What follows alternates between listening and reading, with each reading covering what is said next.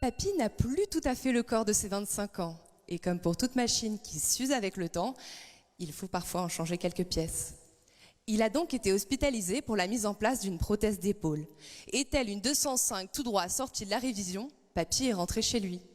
Cependant, presque 1 an après l'intervention, il a commencé à ressentir une petite douleur. Après une flopée d'examens, on lui diagnostique finalement une infection ostéo-articulaire à Cutibacterium acnes. Cutibacterium acnes, c'est en fait le nom d'une bactérie naturellement présente à la surface de votre peau qui est étrangement responsable d'infections touchant les os et articulations en présence d'un implant. Alors on explique assez mal comment cette bactérie, a priori inoffensive, se retrouve dans les tissus profonds et pourquoi elle devient source d'une infection qui se manifeste si tardivement et si discrètement.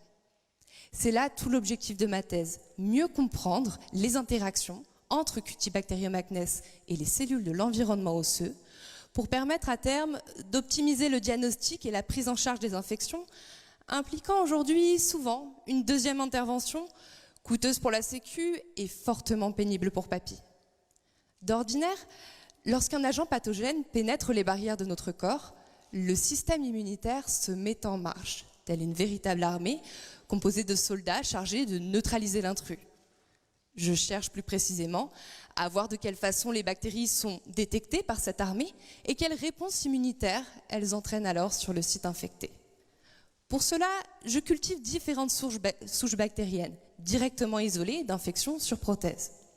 Ah, je dois vous dire au passage que cette charmante bactérie dégage un parfum comparable à un doux mélange d'aisselle et de pieds après un marathon, et vous pensez bien que mes chers encadrants se sont bien gardés de m'en informer avant que je ne signe avec eux pour 3 ans.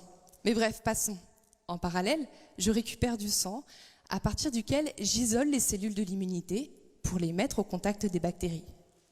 À l'issue des interactions, j'ai observé que les cellules ont bien la capacité à les détecter et sécrètent des molécules inflammatoires à même d'engendrer une réponse immunitaire efficace. Pourtant, Papy, lui, présentait peu de signes d'inflammation. Ce résultat renforce donc l'hypothèse que les bactéries auraient trouvé un subterfuge pour échapper au système immunitaire.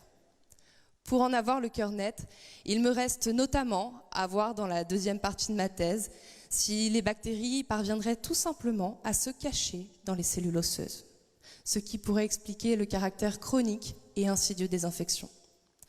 En attendant, il ne reste qu'à espérer à ne pas connaître le même sort que Papy, parce que pour l'instant, je dois vous dire que ce n'est pas gagné. Léa Toraval.